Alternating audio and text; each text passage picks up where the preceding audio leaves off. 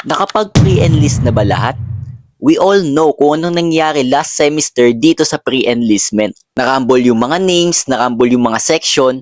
Well, in my case, nag-pre-enlist ako pero my name is nowhere to be found doon sa listahan. Maraming galit noon including me kung sino man behind doon sa pag-rumble ng mga names and section. But, this was the time that I met SBI E3D. This is the most talented section that I've ever been in my college life. Yet, from acting, dancing, presenting, public speaking, debating, ito talaga yung section na napakagaling sa lahat ng bagay. I remember one time nung pauwi kami kasama ko yung classmate ko, galing school of course, nakwento ko sa kanya kung gaano kagaling yung section natin ngayon. But I'm surprised doon sa nireply niya sa akin. Because he said, oo nga po ilan eh. Di mo ba napansin, halos lahat ng mga student na nasa Dean's List ay SBIE 3D. And at that point, nung sinabi niya yun, is naalala ko rin yung kaibigan kong nasa 3C na mataas daw ang tingin nila pag ikaw ay galing sa Section A. What my point is, maraming tao ang tumitingin about what they are rather than on who they are. I will elaborate this later on. But first, I wanna thank these people that I'm going to mention later on na talagang nakapag-improve sa akin sa different aspects in life. First off, Maria Angela and Kyla.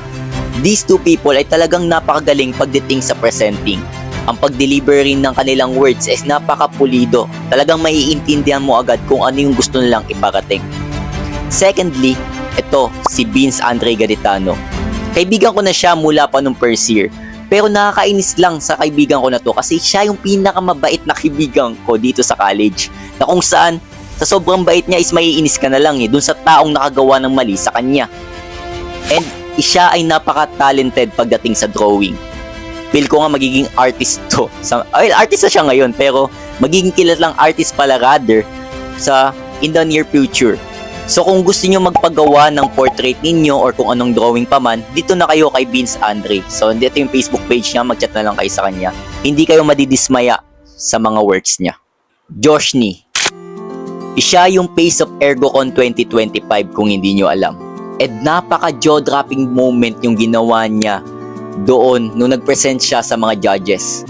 Well, alam natin yung mga pageant, diba? So, kapag magpapakilala sa harapan, ganito, ganyan. Kasi nakakot talaga yung attention ng ginawa niya dun eh. So, napaka-deserving niya talaga na maging Face of ErgoCon. Last but not the least, syempre, itong kaibigan kong si Kenneth Cosep.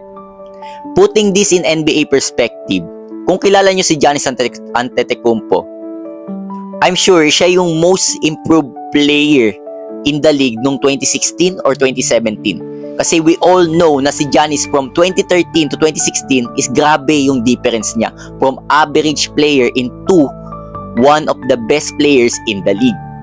Ito yung nakikita ko kay Kenneth Cosep.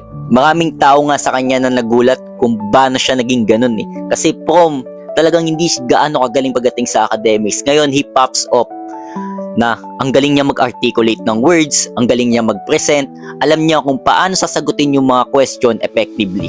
Marami pang tao like Hailey, Glyza, JB, Christian, and so forth na talagang napakagaling dito sa SBIE 3D. Now, going back doon sa topic natin about what they are and who they are. A lot of people look at numbers. From grades, kung kasama ka ba sa Dean's List, kung mayaman ka ba, kung mahirap ka ba, kung saan ka nanggaling. These are the factors na tinitignan karamihan ng tao una before judging on kung sino talaga sila. Kumbaga sa puno, a lot of people look on the fruit, not on the root. Naalala ko yung deontology ni Immanuel Kant. There are two things na kailangan nating tandaan. The intention and yung consequence. Pagdating dito sa deontological ethics, mahalaga kung ano yung intention mo rather than kung anong resulta or consequence na mangyayari doon. Like for example, galit na galit ako sa kapitbahay namin. And sa sobrang galit ko, may intention na kong patayin yung alaga nilang aso na nasa bakuran. So in the middle of the night, habang tulog sila, is I sneak in doon sa bakuran nila and may daladala ako ritong poison. In-spray ko yun sa aso. Pero, kinabukasan, Instead na mamatay yung aso, is lalo palang lumago yung mga halaman nila sa bakuran kasi nadamay yun ng spray ko. So, ibig sabihin ba mabuting tao ako dahil napalago ko yung halaman nila doon? Eh, ang intention ko in the first place is patayin yung aso nila. Ito yung exactly na sinasabi ni Immanuel Kant. Look at the intention ng tao rather than kung anong resulta, maganda man yan o hindi. To open the door and see the mountain, look at the person on who they are, not what they are. Hindi sa status na meron sila pagdating sa financial, pagdating sa academics, o kung ano pang meron sila dito sa mundo. Katulad ng mga na-mention ko kanina, I do not look at their numbers. Hindi ko pinagbasihan ng grade nila kung gaano sila kagaling. No, I look at what they are capable of. I look kung ano yung napil ko nung nagpe-present sila sa harapan.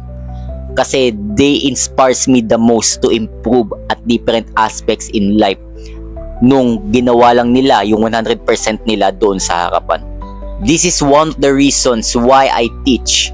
This is one of the reasons why I want to do my 100% best because it may inspire others indirectly to do their best as well. You never know how impactful you are. Gawin mo lang yung 100% best mo and just be you.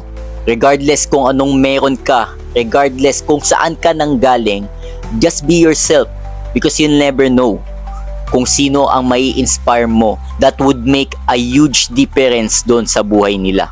Yes, mahalaga din tong pera, mahalaga din tong grade, mahalaga din tong mga achievements na nakuha mo sa buhay because it will add a credibility to you na kung saan you will easily influence others because of these things that backs you up. Well, dito na rin yung point na kung saan bad things happen because they can use this power and influence in a bad way if their heart is full of greed. That's the topic I want to talk about in another video, College is a Scam. But right now, I wanna leave you with a quote. Don't do it for the grade, don't do it for the fame, do it to push everyone to bring their A game.